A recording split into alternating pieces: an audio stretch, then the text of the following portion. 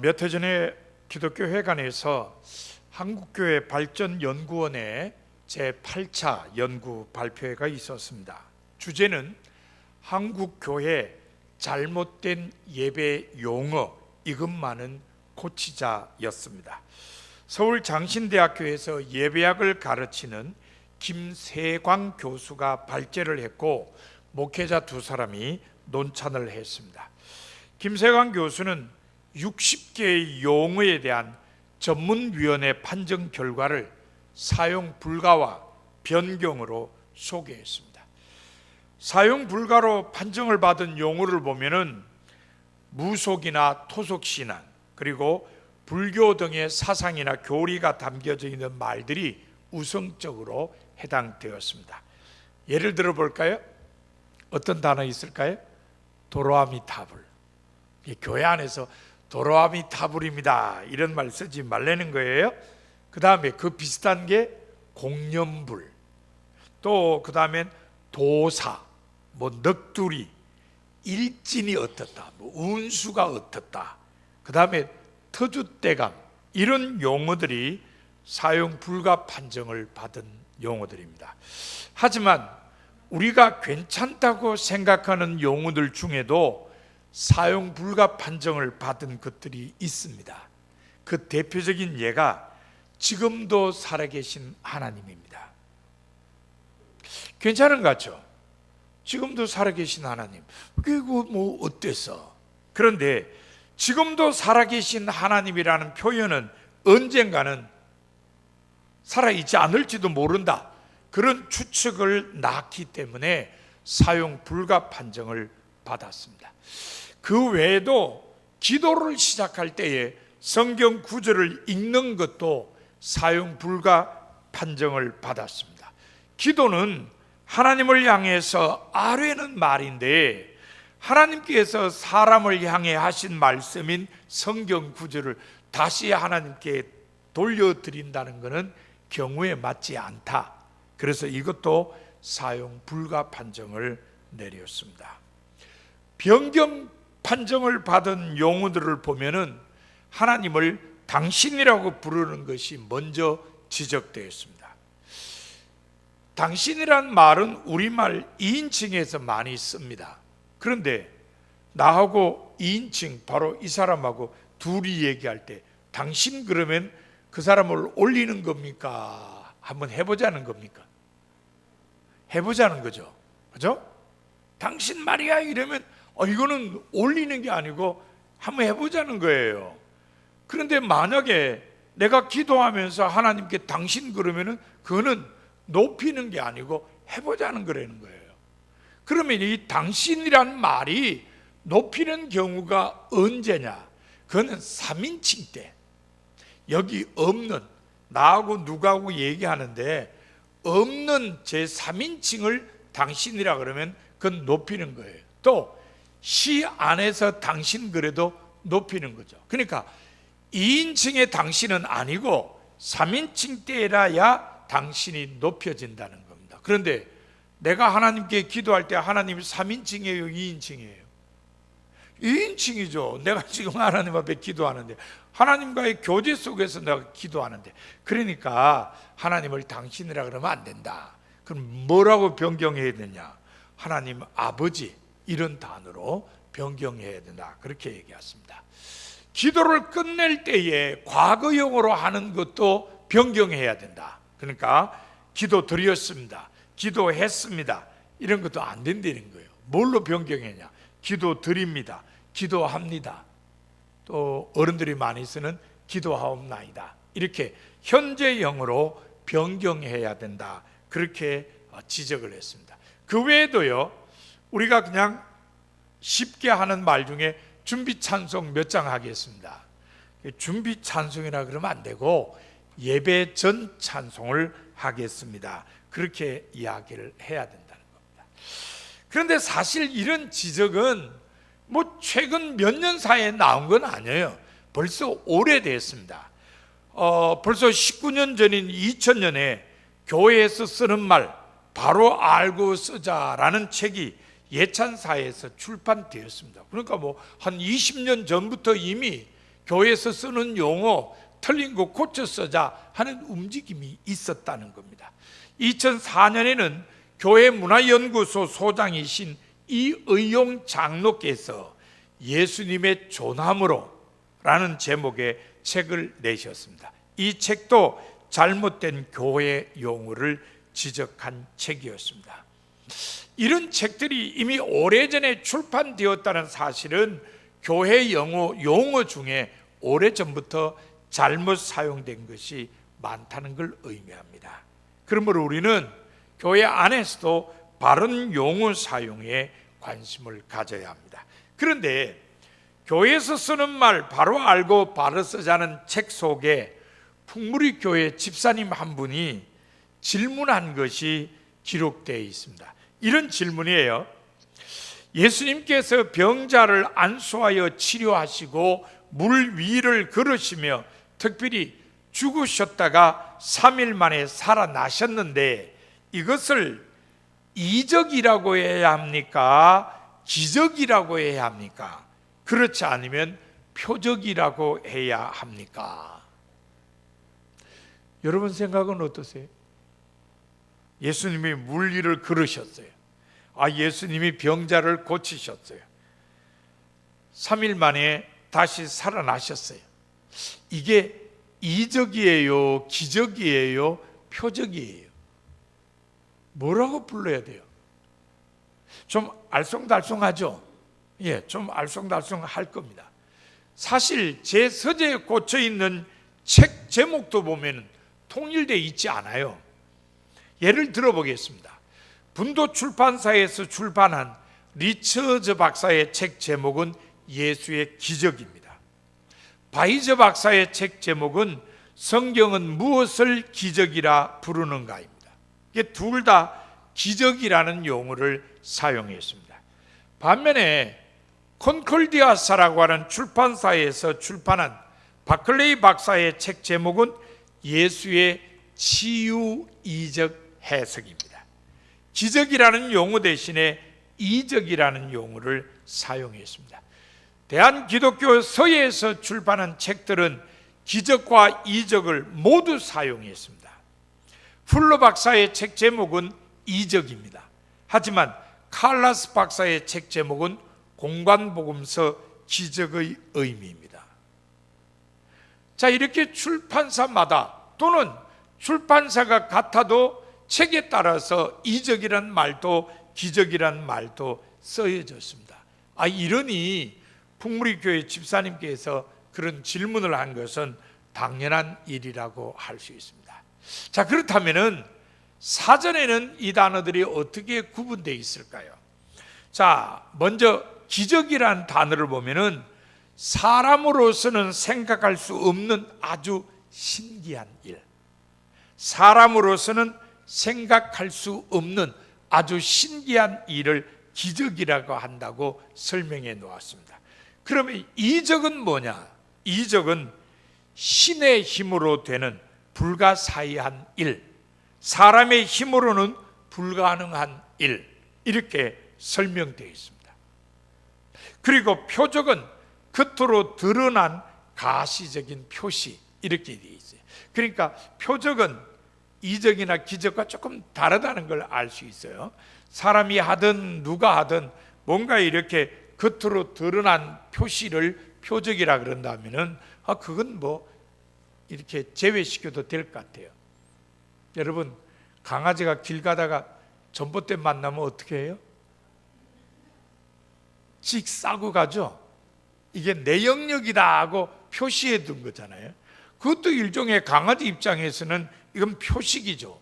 이건 내 영역이라고 내가 표시를 해놨다. 그런 점에서 강아지의 표식이라고 할 수 있습니다. 그러니까 표식은 이렇게 떼놓고 이적과 기적, 이건 둘 다 쓸 수도 있다, 이렇게 생각합니다. 기적, 사람으로서는 생각할 수 없는 아주 신기한 일.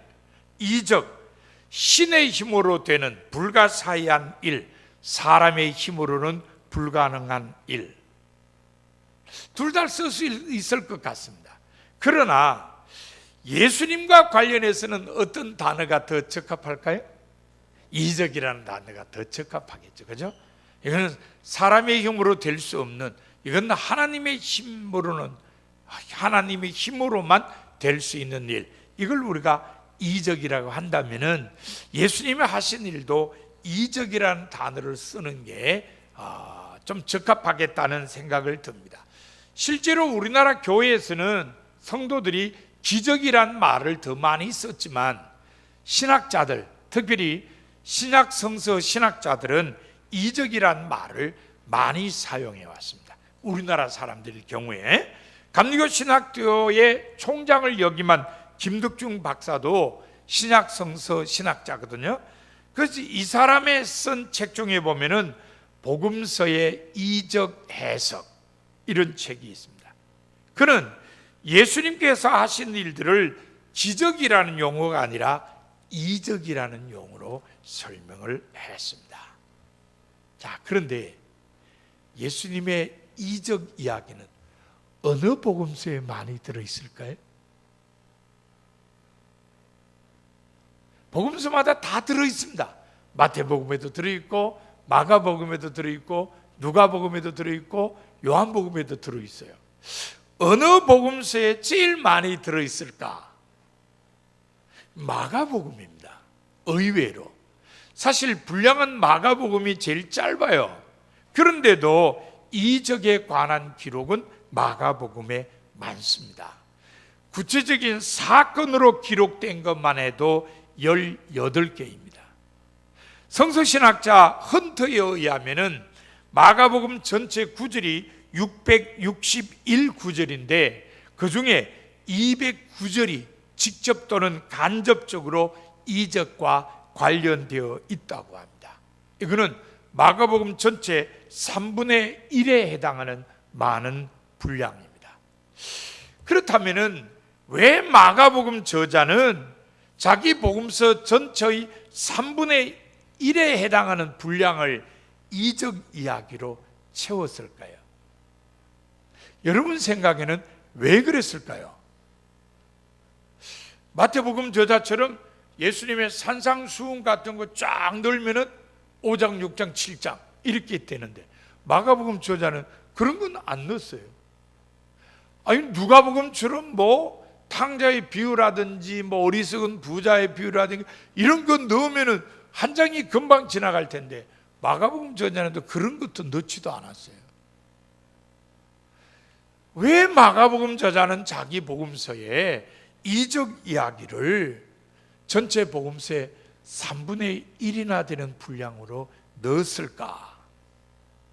그 이유는 마가복음 저자는 판단하기를 이적 이야기가 예수님을 이해하는 데 결정적인 역할을 한다고 생각했기 때문입니다.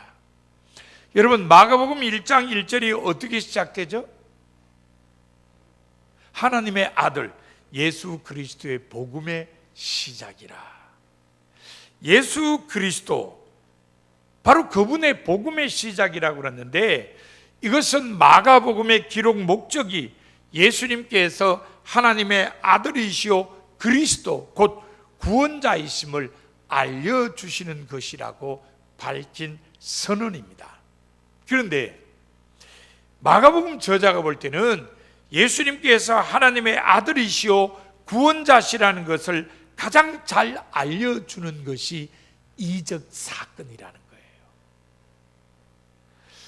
앞서의 사전적인 의미에서 살펴본 대로 이적 자체가 사람이 할 수 있는 일이 아니고 하나님이 하시는 일이다.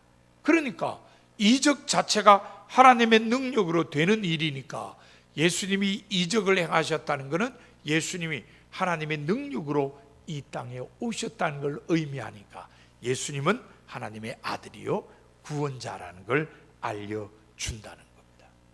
그러니까 마가복음 저자는 이적 사건을 보라. 그러면 예수님이 누군지 알 수 있을 거다. 예수님이 하나님의 아들 되시고 예수님이 구원자시라는 게 이적 사건을 통해서 분명히 드러났다. 그래서 마가복음 저자가 자기 복음서에 이적 이야기를 많이 기록을 한 것입니다. 자, 구체적으로 보면은 1장 27절에서는 예수님께서 가버나움 회당에서 귀신을 내쫓은 후에 사람들이 말하기를 어찌미냐 권위 있는 교훈이로다. 더러운 귀신들에게 명한적 순종하는도다. 더러운 귀신들에게 명한적 순종했다. 이건 뭔 얘기예요? 귀신 내쫓는 건 누구만 할 수 있어요? 하나님만 하실 수 있으니까 하나님의 능력으로 오셨다는 걸 얘기하는 거죠. 2장 10절에 보면요, 예수님께서 중풍병자를 고치셨습니다. 그 후에 뭐라고 말씀하셨냐면요, 인자가 땅에서 죄를 사하는 권세가 있는 줄을 너희로 알게 하려 하노라. 이 중풍병자 고치시면서 죄를 사하는 권세가 있음을 보여주신 겁니다. 죄 사하는 권세는 누구에게 있어요? 하나님께 있죠. 하나님께 있습니다. 따라서 예수님께서는 중풍병자를 고치시면서 당신이 죄를 사하는 권세가 있음을 보여주신 겁니다. 그 어떻게 보여줬느냐? 유대인들은 생각하기를 사람이 병이 났다, 사람에게 장애가 있다, 이러면은 사탄이 씌어서 그렇다, 이렇게 생각했어요. 그러면은 사람에게 사탄이 와서 병이 생기게 만들고 장애가 생기게 만드는 이유가 뭐냐? 그 사람 죄 지었기 때문이다. 이게 유대인들이 생각했어요. 오늘날 우리가 그렇게 생각하자는 게 아니라 예수님 당시에 유대인들이 그렇게 생각했어요. 그러니까 유대인들 생각에는 죄 지어서 병 났다. 그럼 병을 고침받으려면 어떻게 해야 돼요? 죄 용서함을 받아야죠. 누구로부터? 하나님으로부터. 그러니까 예수님께서 유대인들에게, 야, 너희들이 중풍병자 죄 지어서 중풍 걸렸다고 생각하지? 그러면 중풍병이 고쳐지면은 죄가 용서함 받는 건 맞지? 사람들 딱 그렇게 인정해요. 그래서 예수님께서, 그래, 그럼 내가 죄 사하는 권세가 있다는 걸 보여주마. 그리고 중풍병자를 고쳤어요. 일어나되 침상을 나가지고 집으로 가라. 이 사람 병이 나아가서 자기 침상을 메고 집으로 갔어요. 병 나았으니까 죄사함을 받은 거예요. 그러니까 예수님께서는 하나님이 하시는 죄사함의 권세를 가지고 이 땅에 오셨다는 것을 중풍병자를 고친 이적을 통해서 분명히 보여주신 겁니다. 4장 41절에 보면요, 예수님께서 제자들과 배를 타고 가시다가 주무셨어요. 근데 예수님 주무시는 동안에 풍랑이 일어났어요. 제자들이 그냥 난리가 났어요. 이거 죽으면 어떡하냐. 그래서 주무시는 예수님을 깨웠어요. 그랬더니 예수님께서, 이 믿음이 적은 사람들아, 왜 의심했느냐, 그러면서 풍랑을 잔잔하게 했습니다. 그 다음에 제자들이 뭐라 그랬죠? 그가 누구이기에 바람과 바다도 순종하는가? 구약 성경에 보면은 바람과 바다를 다스린 분은 누구시죠? 하나님이세요. 그러니까 예수님께서는 하나님이 하시는 바람과 바다를 다스리심을 보여주셨어요. 하나님의 능력으로 이 땅에 오신 분입니다.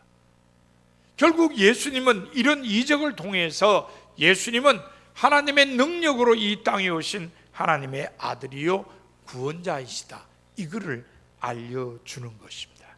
귀신 내쫓는 것도, 죄를 사하는 권세가 있음을 보여주는 것도, 바람과 바다를 다스리는 것도 모두 하나님의 능력, 하나님의 권능으로 이 땅에 오신 하나님의 아들 그리스도만 하실 수 있는 일이기 때문입니다. 그런데 마가복음에 기록된 18개의 이적 가운데 어떤 이적이 제일 많을까요? 이렇게 구분을 하면은 어떤 이적이 제일 많을 것 같습니까?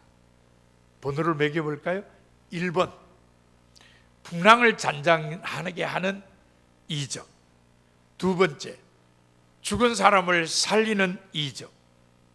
3번째는 음식이 많아지는 이적.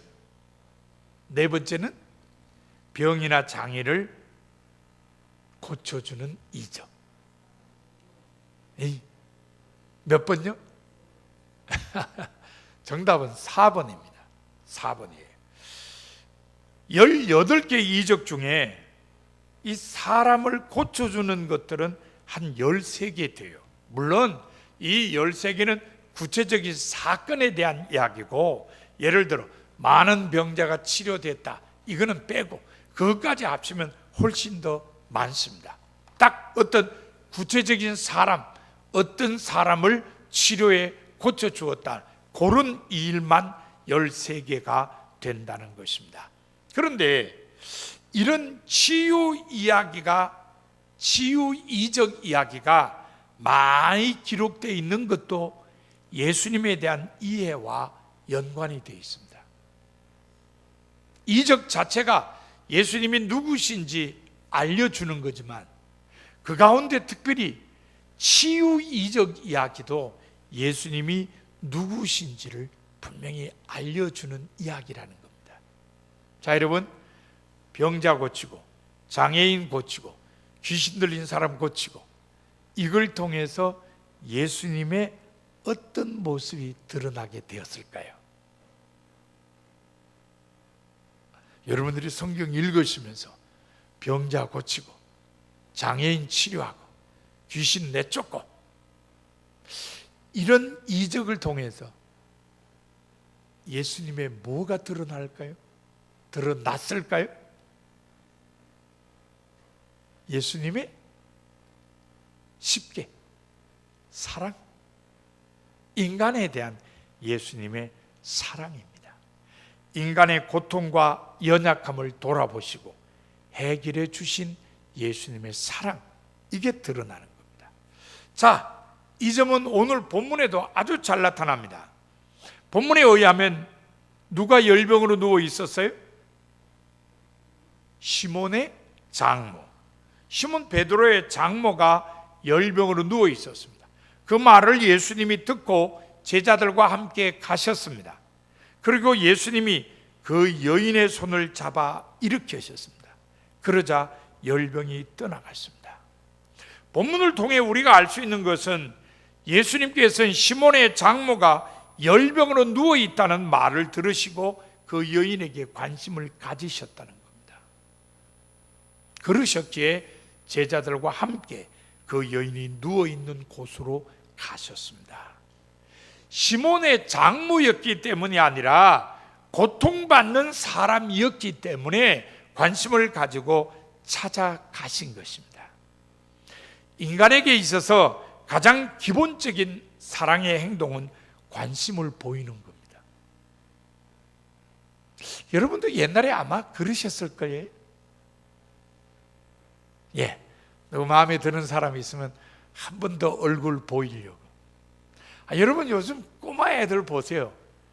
지가 좋아하는 애하고 가까이 있으려고 얼마나 애쓰고 노력합니까? 딱 보면 어른들은 표신하죠, 그죠? 제가 쟤 좋아하는구나. 왜 그래요? 관심 때문이에요, 관심. 사랑하고 좋아하면 관심을 보이기 마련이라는 겁니다. 그래서 모든 사랑은 관심에서 시작돼요. 에릭 프롬도 사랑이 뭐냐 그랬을 때 1번이 관심이에요.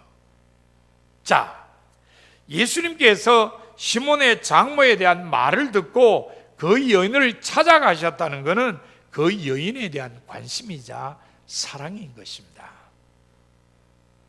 다음으로 우리가 볼 수 있는 게, 예수님의 사랑은 열병으로 누워있는 그 여인의 손을 잡아 일으키심으로 더욱 구체화되었습니다. 열병은요, 유대인들이 아주 무서워한 병입니다. 왜 무서워했겠어요? 전염될까봐. 될까봐가 아니라 유대인들은 전염이 된다고 생각했습니다. 그래서 열병으로 앓는 사람 가까이 가지를 않아요. 더군다나 손잡는다는 것은 쉽게 할 수 있는 일이 아닙니다.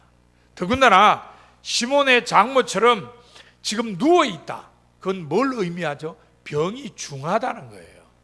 더군다나 병이 중한 경우에는 더욱더 손을 잡을 수 없습니다.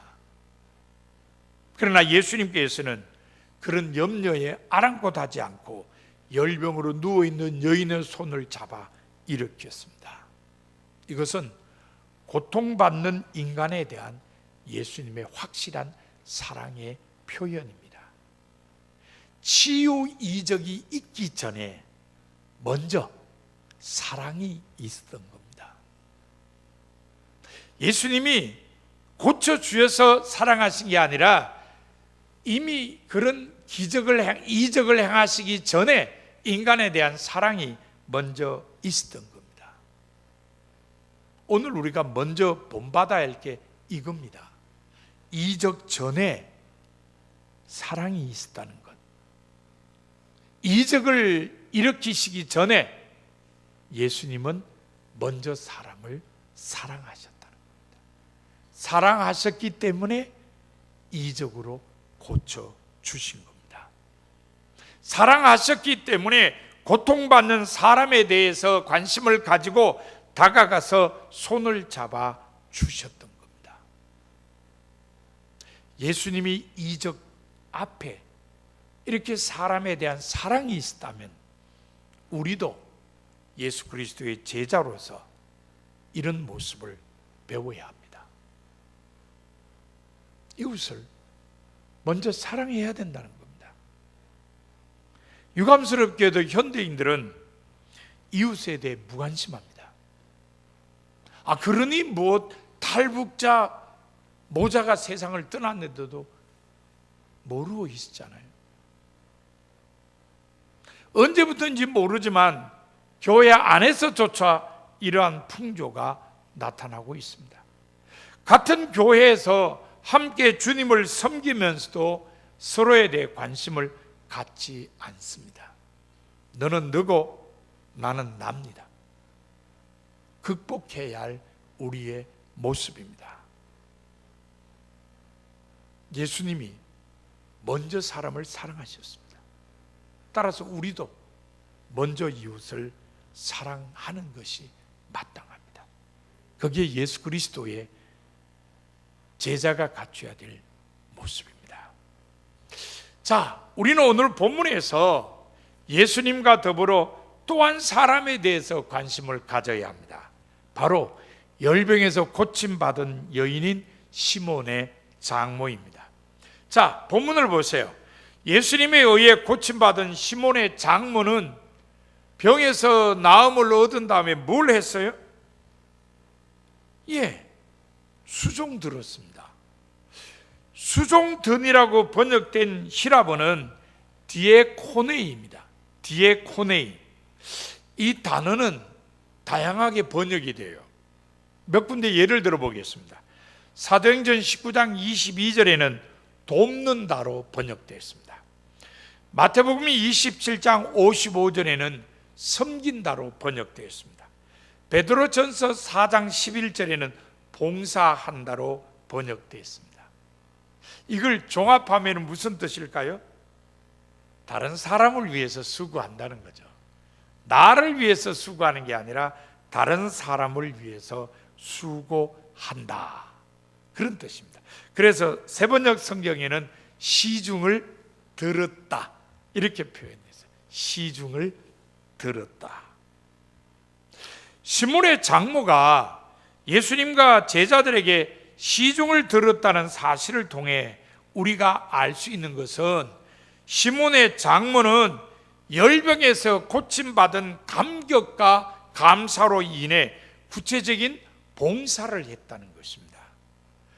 받은 은혜에 대한 감사는 구체적인 봉사로 나타내져야 함을 보여주는 것이라고 할 수 있습니다.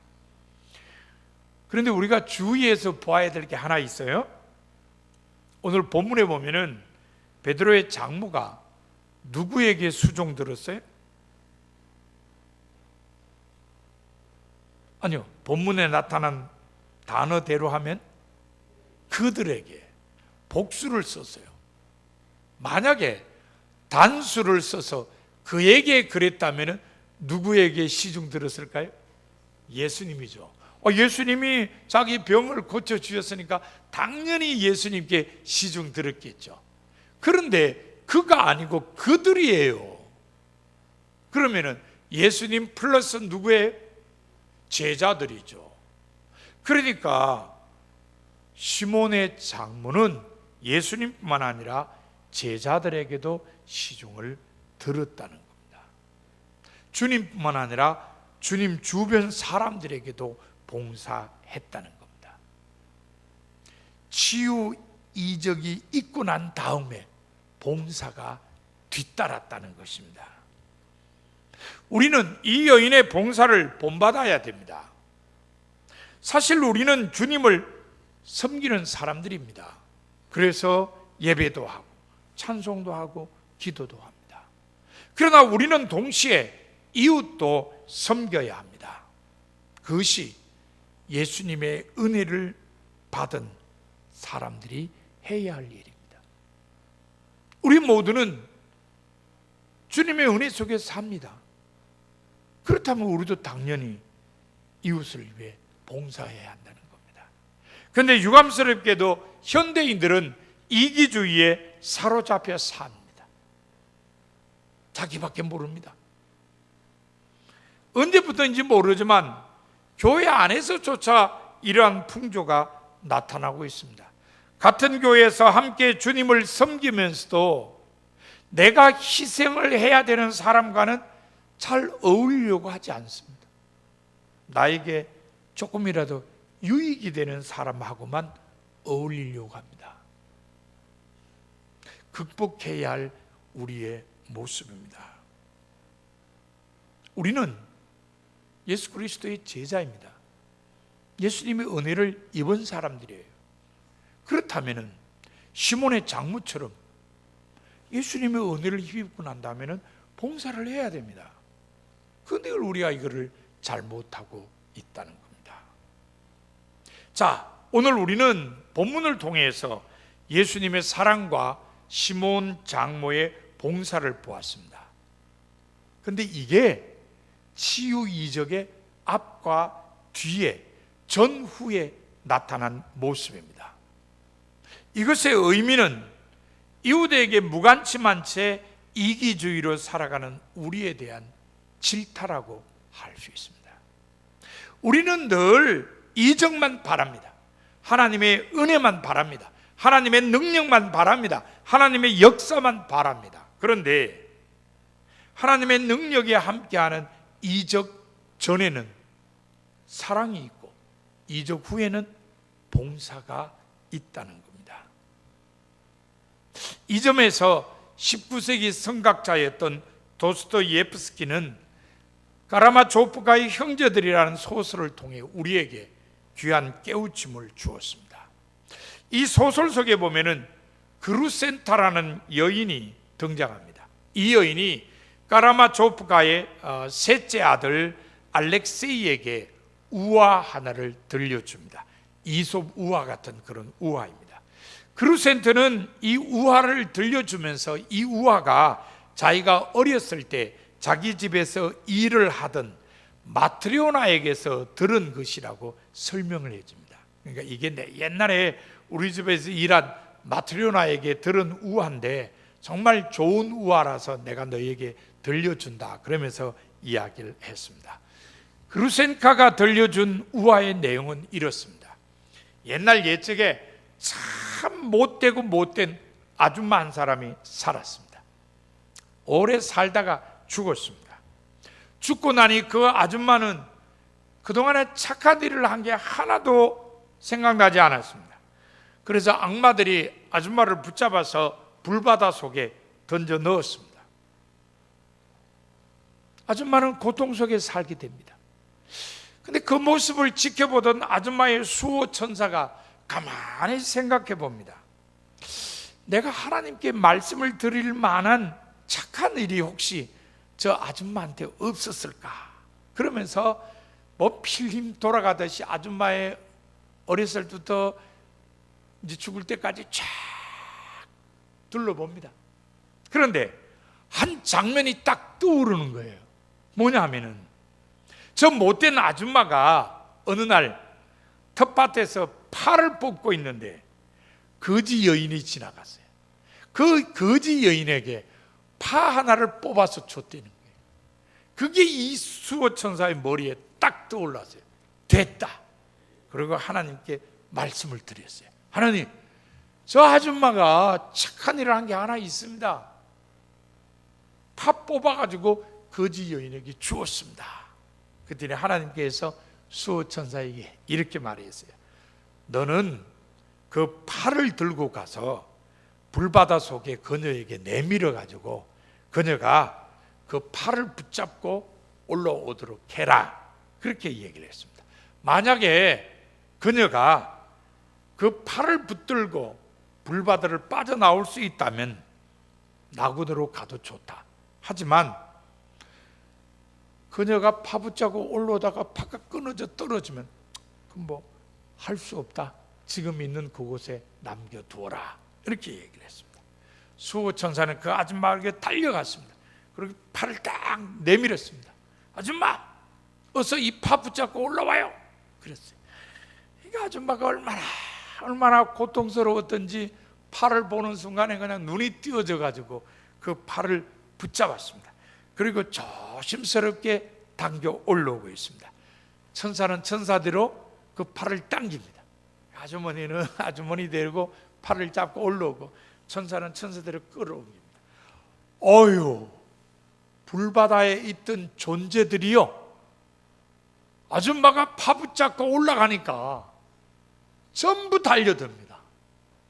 이건 뭐 다리고 허리고 팔이고 뭐 없습니다. 전부 달려들어가지고 뭐 같이 올라가자는 거예요. 그런데도 이 수호천사가 잘 올라가요. 그렇게 많은 사람 붙들렸는데도 같이 올라갑니다. 그런데 이 아줌마가 조금 올라가다가 생각하니까 기분 나빠. 이건 나를 위한 판데 이것들이 뭐야 이거. 그러면서 그냥 발로 빵빵 차는 거예요. 떨어져. 이게 나를 위한 판데 니네들이 왜 붙어? 이건 니네 위한 파가 아니라 나를 위한 파야. 꺼져. 그리고 몸을 비틀고 그냥 발로 차고 난리가 났습니다. 사람들이 뚝뚝뚝뚝 떨어져요. 그런데 사람만 떨어진 게 아니라 파도 뚝 떨어져 버렸습니다. 그 아줌마는 다시 불바다 속에 떨어졌어요. 천사는 울면서 떠나갔습니다. 도스토옙스키가 이 이야기를 통해서 뭘 얘기합니까?